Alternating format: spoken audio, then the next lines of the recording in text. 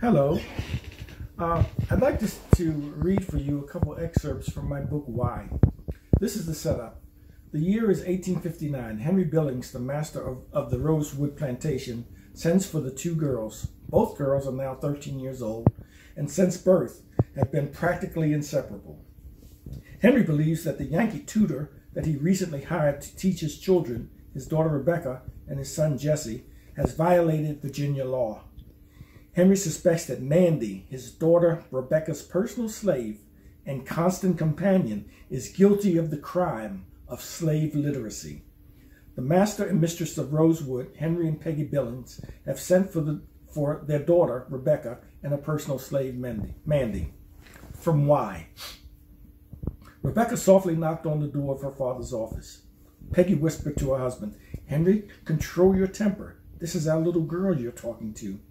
Ignoring his wife's admonition, Henry, in a clearly agitated tone of voice, demanded, "You girls come in here right now." Rebecca, followed by Mandy, entered the room. Rebecca walked directly to the vacant chair next to her mother. Without uttering a word, she sat. Mandy stood, slumped in the corner. Henry remained silent.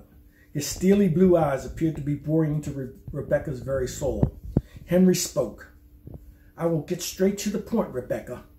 Did Miss Leary teach Mandy to read and write?" Rebecca's initial thought was that he called me Rebecca, not Becky. Father never does that, unless he's really angry with me. Both her father and her mother were staring at her. Henry broke the silence. Did you hear me, young lady? Did Miss Leary teach Mandy to read and write?" Rebecca raised her head in defiance and in a clear, resonant tone of voice declared, "No, Father, Miss Leary did not teach Mandy to read and write."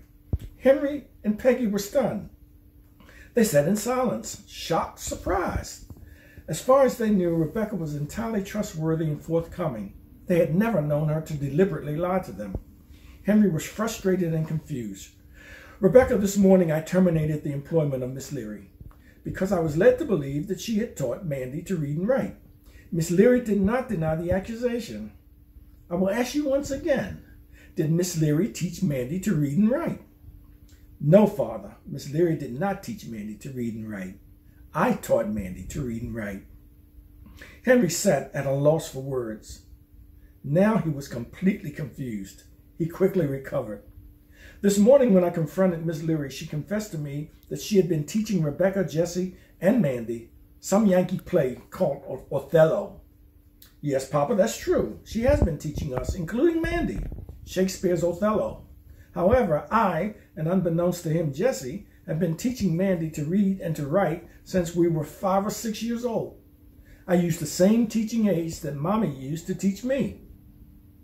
Miss Leary and I both agree that Mandy is an excellent and exceptional student." Both Henry and Peggy were momentarily speechless. Peggy was the first to speak. "Becky, are you saying that you alone were able to teach Mandy to read and to write at a level that she could read and interpret Shakespeare's plays?" Rebecca, smiling, beaming with pride, replied, "Yes, Mother, I did. And Mandy most assuredly can." Mandy had not moved. She stood mute and silent, slumped over in the corner. While his wife and daughter sat silently, Henry began to shuffle, to look through a pile of papers, correspondence on his desk. He pulled out what appeared to be a handbill. Henry silently read the circular to himself. "Slaves for sale, a parcel of prime niggers. Will be sold Saturday, 12 noon, August 18th, 1859. Location, Steve's livery stable." He looked up at Peggy, then his gaze shifted to Rebecca. With his and Rebecca's eyes locked, in an authoritative voice, Henry summoned Mandy. "Mandy, come over here. Come here right now, girl." Mandy, head bowed, slowly shuffled over and stood silently before the master's desk. "Rebecca, we all know that we just can't have no nigger that can read and write on the place. It's against the law." Henry turned his full attention to Mandy. "Mandy, I want you to tell me the truth. Do you understand?" Mandy looked up, tears streaming down her face. Yes'm, massa. I understand. Henry glanced at Peggy. Then his gaze returned to the terrified slave girl.